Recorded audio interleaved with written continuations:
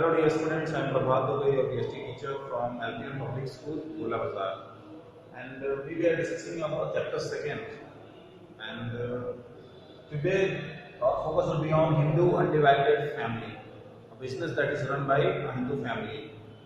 As you know that there can be different members in the family. So how this structure came out and what type of specific features are found in this type of business.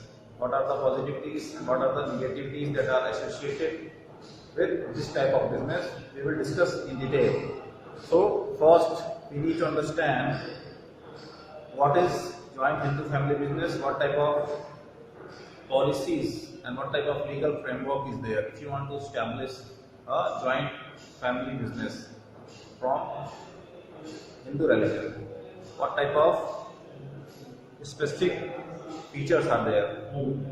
So, as depicted in your book, the business carried out by the members of a Hindu undivided family is known as joint Hindu family business. The kind of business is not governed by the Industrial or Company Act, but it is governed by the Hindu Succession Act, Hindu laws. So, as we know that in this type of business, religion is also involved. And we know that there are different types of religious practices, mindset.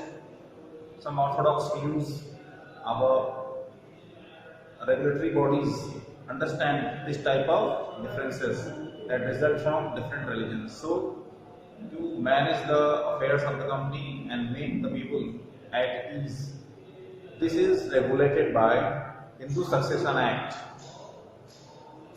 which comes under the purview of Hindu law. As we know that our constitution has provided us with such type of specific modifications, and there are Hindu law and Muslim law. Different types of modifications have been imbibed in our constitution just to provide the people who are from different religious background, provide them such type of environment that they can feel that their religious ideologies are also given proper weightage by the governance, by the administration. That's why this type of specific advantage and facilities have been provided even in the corporate sector. So, what are the specific conditions that are required for the existence of this joint Hindu undivided family business? 2 points that are depicted here is minimum 2 male members should be there. If there is not availability of 2 male members, then it will not be possible to incorporate a Hindu undivided family business. Second point is existence of some ancestral property. As you know that if you are involved in any type of business, there is responsibility and liability that is directly associated with the owner. So if the owner is not having any asset with him, then it will be very tough to recover the cost. If the owner is bankrupt, the business is not generating enough profit, then there should be some assets that can be confiscated in order to receive the loans and other type of liabilities. That's why existence of some ancestral property is required just to make people have belief in your business. Okay. Now we will move to another part. The ancestral property is inherited by the main members of Hindu undivided family. The members who share the ancestral property and who are entitled to get a share in the profit of joint Hindu family business are known as uparsenas. There is a specific term, uparsenas, you have to keep it in your mind. This is a new term for you all. So you have to take proper note of this term. Uparsena means each and every member who is associated with this joint Hindu family undivided business. Okay, the ownership is vested in these type of members who are called uparsenas. Now, the features of Hindu undivided family. What type of significant specific features are there? First one is formation. What is the legal criteria? What are the regulatory bodies who are involved in incorporation of this Hindu undivided family? As you know that these are small businesses that are run by a family. So the governance, the administration are lenient for their incorporation. But after time, with the advancement of time, this small business can be taking shape of a large business, as we witness in India, Tata, Dalmia, and different types of business families, Reliance, are the leading industries of our country. So we cannot ignore the existence of this undivided family. The family is sound, members are associated with noble intentions, then there is no limit to such type of business. It can proliferate and can compete with any type of business in the global scenario as well. So we will discuss the first feature, that is formation. For the formation of joint Hindu family business, there should be at least 2 members, we discussed it, who are male, and ancestral property is also required. Business does not require any agreement as membership is by birth. It is governed by Hindu Succession Act.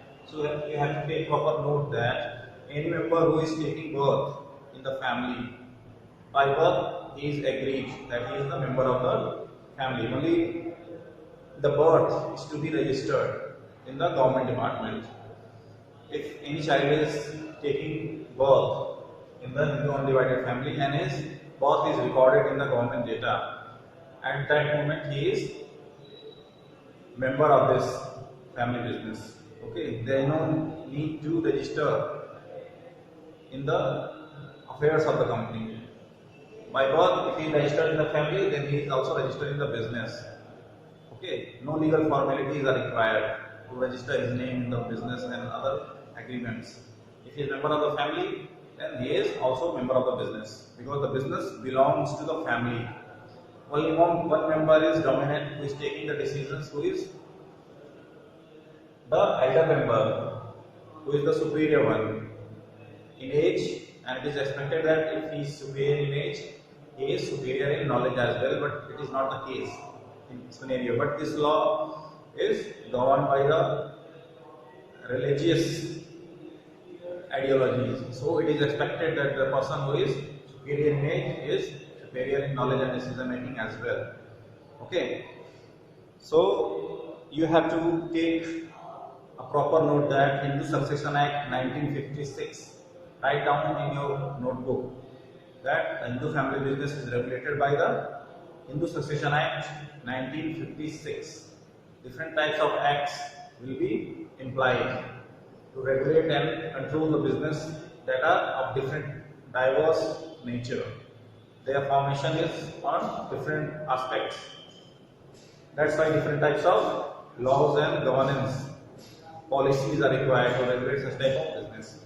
Second one is liability. Who will take the liability of the business? If any loss is incurring, who will be responsible for that? So, male dominant member or any member, male or female, who is superior in age is called Karta. You have to write this point in your notebook. Karta is the senior most person who is taking the decision. His responsibility is higher than the normal members. The normal members are not involved in the intricate decision making in business deals. The acceptance of this Karta is required for such type of deals. Okay. So, in your book it is mentioned that the liability of Karta is unlimited, whereas liability of all the members of joint Hindu family business is limited up to their share. What is their share in the business?